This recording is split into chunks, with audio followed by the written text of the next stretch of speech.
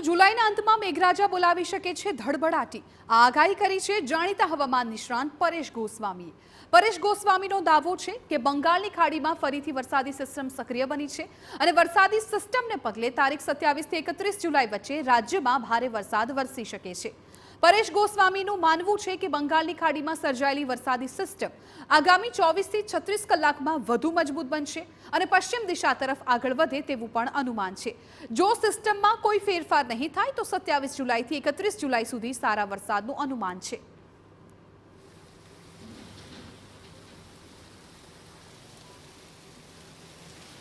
સત્યાવીસ જુલાઈથી લઈ અને 31 જુલાઈ દરમિયાન ગુજરાતની અંદર સારા એવા વરસાદના રૂપમાં અસર કરે તેવું એક અનુમાન છે. અને આ સિસ્ટમ છે એમાં જો જે રીતે આ સિસ્ટમ છે આગળ વધી રહી છે એમાં અત્યારે સાયક્લોનિક સર્ક્યુલેશનનું સ્વરૂપ છે, પણ આગળ જતા હજુ આ મજબૂત બની વેલમાર્ક લો પ્રેશર અને ડિપ્રેશનની કેટેગરી સુધી પણ જઈ શકે છે.